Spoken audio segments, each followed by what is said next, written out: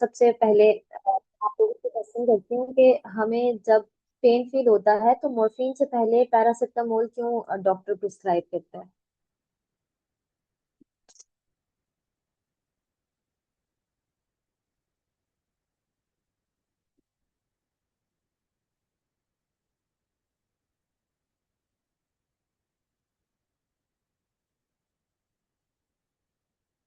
Doctor morphine से पहले paracetamol या एसिटामिनोफेन क्यों प्रिस्क्राइब करते हैं?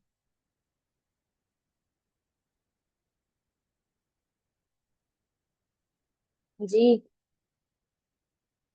सना। अबीरा।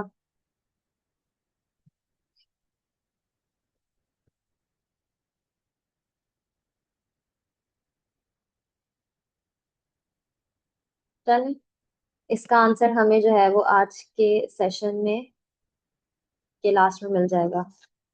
क्वेश्चन रिपीट कर दूं। क्वेश्चन ये है कि डॉक्टर जो है वो हमें पेन किलर जो है वो पहले पैरासिटामोल क्यों प्रिस्क्राइब करते हैं, मॉर्फिन क्यों नहीं करते, या कोई भी ओपियोइड क्यों नहीं करते?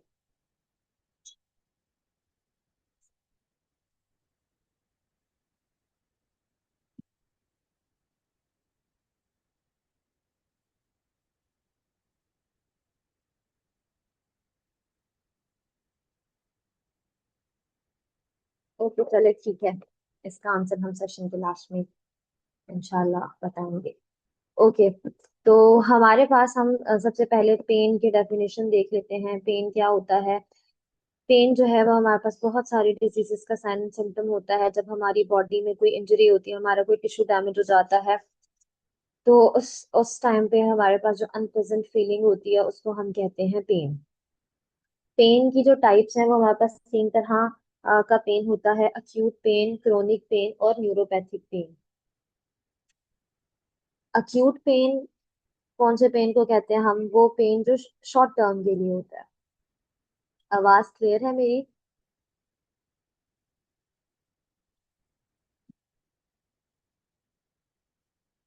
ओके। तो हम पढ़े थे टाइप्स ऑफ पेन। पेन में हमारे पास तीन तरह के पेन आ जाते हैं: अक्यूट पेन, क्रोनिक पेन और न्यूरोपैथिक पेन। अक्यूट पेन जो है वो हमारे पास शॉर्ट टर्म पेन होता है। यानी जो कि जब हमारी कोई सर्जरी होती है या कोई इलनेस होती है, तो जो ट्रीटमेंट मतलब इलनेस से लेके ट्रीट होने तक डिजीज जो हमारे पास पेन होता है वो हमारे पास कहलाता है अक्यूट पेन, जो कि कुछ दिनों से लेके 12 वीक्स तक लास्ट कर सकता है।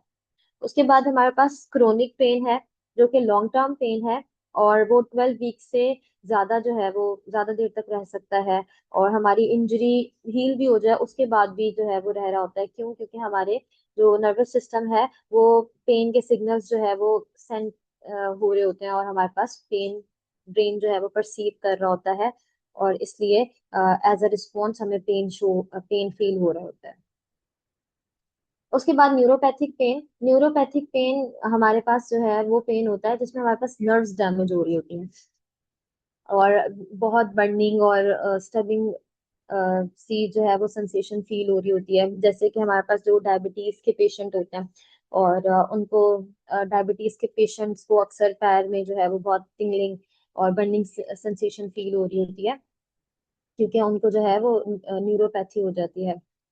तो उसमें हमारे पास उनको बर्निंग और स्टैबिंग सेंसेशन फील होती है। तो ये हमारे पास होता है न्यूरोपैथिक पेन, जिसमें हमारे पास नर्व्स डैमेज हो जाती हैं जिसकी वजह से हमें पेन फील हो रहा होता है। उसके बाद हमने कल जो है वो डिस्कस किया था कि पेन को जो रिलीव कर रहे होते हैं उन सब्सटेंसेस को हम कहते हैं एनाल्जेसिक्स। और एनाल्जेसिक्स दो तरह की होती हैं: एंडोजीनस एनाल्जेसिक्स और एक्सोजीनस एनाल्जेसिक्स। एंडोजीनस एनाल्जेसिक्स कौन सी होती हैं?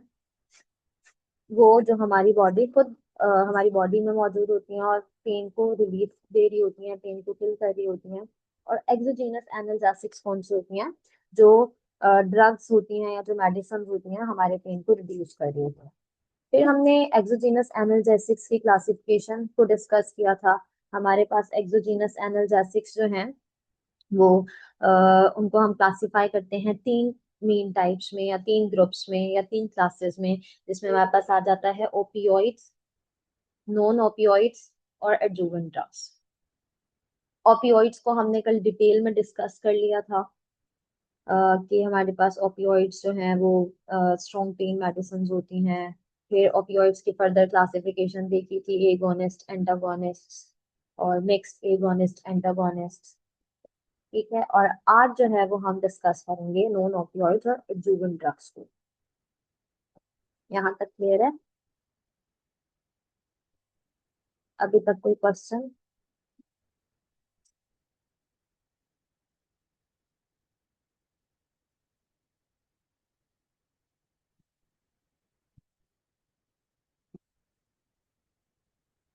ऑल राइट, तो अब हम डिस्कस करते हैं नॉन ओपियोइड पेन रिलीवर्स को, यानी कि ऐसे पेन रिलीवर्स जो कि ओपियोइड नहीं है। ओपियोइड नहीं है का क्या मतलब है? एक तो हमारे पास वो ओपियम पॉपी प्लांट से हमें obtain नहीं हो रहे, और वो नेचुरल ओपियोइड्स नहीं है, और इसके अलावा सिंथेटिक, सेमी सिंथेटिक, इनमें से किसी कैटेगरी में नहीं आते। इसके अलावा वो जब हम उनको ले लेंगे तो हमारी बॉडी में जाके ओपियोइड रिसेप्टर से बाइंड नहीं होंगे। ठीक है, तो इसलिए ऐसे ड्रग्स जो कि ओपियोइड रिसेप्टर से आके बाइंड नहीं करती और उस पाथवे को फॉलो नहीं करती जो कि ओपियोइड्स कर रहे थे, उनको हम कहते हैं नॉन ओपियोइड्स ड्रग्स या नॉन ओपियोइड्स एनाल्जेसिक्स। अब हमारे पास नॉन ओपियोइड्स में आ जाती हैं एनसेड्स, और इसके अलावा acetaminophen. NSAIDs non steroidal anti inflammatory drugs होती हैं। ठीक है, तो हम सबसे पहले नॉन ओपियोइड पेन रिलीवर्स में एनसेड्स को डिस्कस करेंगे, और फिर उसके बाद हम डिस्कस करेंगे एसिटामिनोफेन। ठीक है, और इनको हम यूज कर रहे होते हैं नॉन ओपियोइड्स को माइल्ड टू मॉडरेट पेन के लिए, और अभी हमने डिस्कस कर लिया कि ओपियोइड रिसेप्टर्स का ये यूज नहीं करते, और इनके adverse effects as compare to opioids कम होते हैं।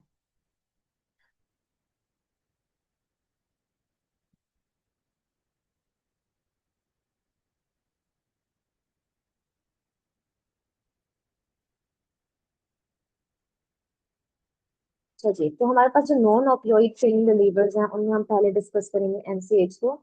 एनसेड्स क्या होते हैं? Non steroidal anti inflammatory drugs, यानी कि ऐसे केमिकल्स, ऐसे ड्रग्स जिसमें स्टेरॉयडल रिंग नहीं होती। स्टेरॉयडल रिंग वही हमारे पास जिसमें 4 रिंग्स होती हैं। तो ऐसे केमिकल्स जिनमें स्टेरॉयडल रिंग मौजूद नहीं होती, ठीक है, और वो इन्फ्लेमेशन को रिड्यूस कर रहे होते हैं, उन ड्रग्स को हम क्या कहते हैं? Non steroidal anti inflammatory drugs.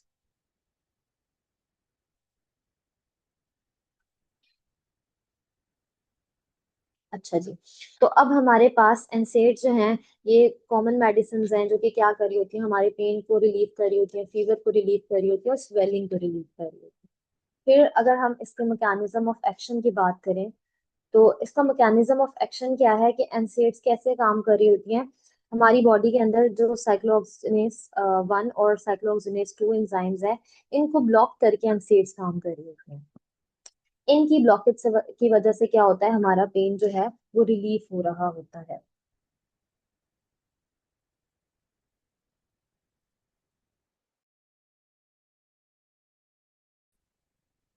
अगर हम बिल्कुल स्टार्ट से बात करें कि फॉर सपोज क्या होता है, हमारी बॉडी में कोई इंजरी हो जाती है, ठीक है। अब हमारी बॉडी में अगर इंजरी हो गई है, हमारा कोई सेल डैमेज हो गया है, तो सेल जब डैमेज हो जाएगा तो उसकी जो मेम्ब्रेन है, जो फॉस्फोलिपिड से बनी हुई है, वो डैमेज होगी। ठीक है, जिसकी वजह से क्या होगा? हमारी मेम्ब्रेन पे ही मौजूद होता है एक एंजाइम, ठीक है, जो कि क्या रिलीज करेगा? इराकिडोनिक एसिड। अब हमारे पास जो इराकिडोनिक एसिड होता है, वो कन्वर्ट होता है प्रोस्टाग्लैंडिन में, और प्रोस्टाग्लैंडिन में कैसे कन्वर्ट होगा? पीजीज में कैसे कन्वर्ट होगा? किस एंजाइम की मदद से कन्वर्ट होगा?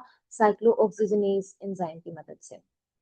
ठीक है, तो अब ये जो पीजीज होते हैं, हमारे पास प्रोस्टाग्लैंडिन्स होते हैं, बेसिकली यही क्या कर रहे होते हैं? इन्हीं की वजह से हमें पेन जो है वो फील हो रहा होता है। ठीक है, यानी पेन के सिग्नल को ट्रांसमिट करने में इनका हाथ है। तो अब हम हमारी ये जो ड्रग्स हैं, ये जब जाके बाइंड हो जाएंगी साइक्लोऑक्सीजनेस एंजाइम के साथ, तो फिर क्या होगा? फिर हमारे पास जो है वो रिलीज ही नहीं होगा, या हमारे पास कन्वर्जन ही नहीं होगी रेटिनोलिक एसिड की पीजीज में, जिसकी वजह से हमारे पास पेन जो है वो रिलीफ हो जाएगा। यहाँ तक क्लियर है?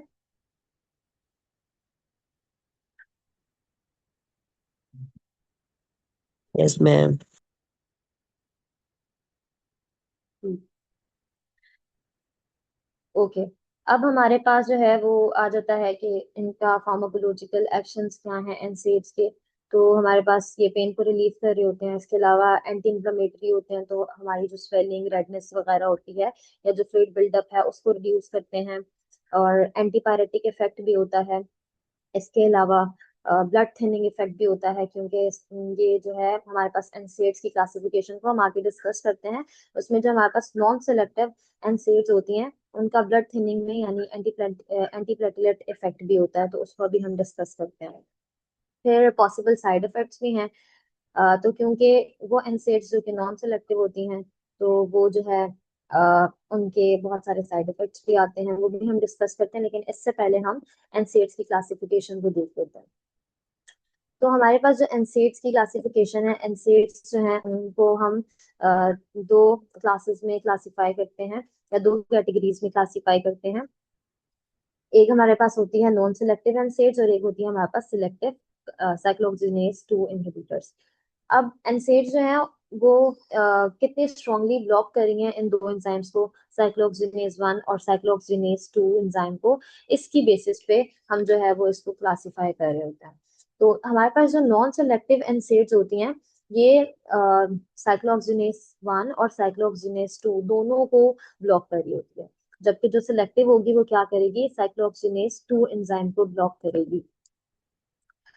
अब जो साइक्लोऑक्सीनेज 1 एंजाइम है, इसका जो बेसिकली ये हमारी जो जीआईटी है वहां पे मौजूद होता है, वहां पे प्रोटेक्शन दे रहा होता है बेसिकली। तो और जो COX2 है, यानी जो साइक्लोऑक्सीनेज 2 है, COX2, ये क्या कर रहा होता है, ये हमारे पास इन्फ्लेमेशन में बहुत एक्टिव होता है। ठीक है। तो अब जो हमारे पास नॉन सिलेक्टिव है, ये साइक्लोऑक्सीजिनेस 1 और 2 दोनों को ब्लॉक कर रहे हैं। अब जब ये हमारे पास COX1 को ब्लॉक करेंगे तो उसकी वजह से क्या होगा, हमारा स्टमक इरिटेट होगा। ठीक है। और प्लेटिलेट्स में जो इन्वॉल्वमेंट होती है वो भी COX1 की होती है। तो जब COX1 जो है ब्लॉक हो जाएगा तो उसकी वजह से क्या होगा, हमारे पास जो ब्लड है वो थिन होगा। और इसके अलावा जो है वो क्या हो रहा होगा, हमारा स्टमक या हमारी जो जीआईटी है वो अपसेट होगा। ठीक है।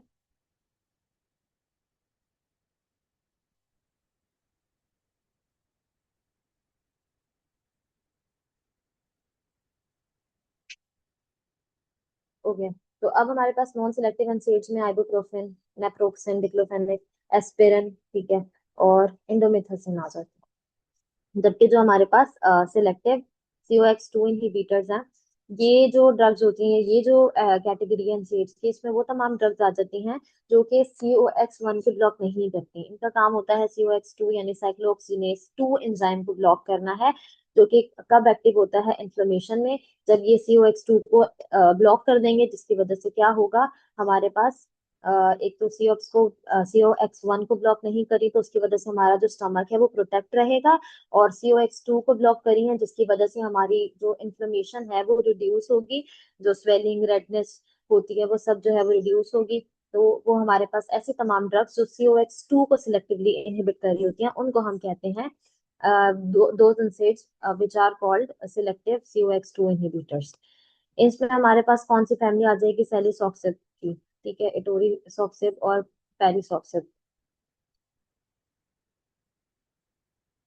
अब हमारे पास अगर हम दोबारा देख लें तो इसके साइड इफेक्ट्स, तो हमारे पास वो एनसेड्स जो कि नॉन सिलेक्टिव हैं, जो कि दोनों को ब्लॉक कर रहे हैं, दोनों जो हमारे पास एंजाइम्स हैं, साइक्लोऑक्सीनेज 1 और साइक्लोऑक्सीनेज 2, उन दोनों को जो ब्लॉक कर रही होती हैं, तो उसकी वजह से क्या हो रहा है, हमारे पास स्टमक ब्लीडिंग और अल्सर्स हो रही हैं, क्योंकि जो एंजाइम प्रोटेक्ट कर रहा है हमारे जीआईटी को या हमारे जीआई ट्रैक्ट को, वही एंजाइम ब्लॉक हो रहा है, जिसकी वजह से हमारा जो लाइनिंग है जीआईटी की वो डिस्टर्ब होगी, जिसकी वजह से ब्लीडिंग और अल्सर्स वगैरह होंगे। इसके अलावा जो है वो हार्ट रिस्क हो सकते हैं कुछ एनसेड्स की वजह से, हमारा जो कार्डियोवास्कुलर सिस्टम है वो जो है उसके फंक्शनिंग में प्रॉब्लम आ सकती है, किडनी प्रॉब्लम्स हो सकती हैं। ठीक है। इसके अलावा एलर्जिक रिएक्शंस, जो हाइपर सेंसिटिव होते हैं उनको जो है वो एलर्जिक रिएक्शंस या ब्रीथिंग ट्रबल भी हो सकता है। यहाँ तक कोई क्वेश्चन? No ma'am.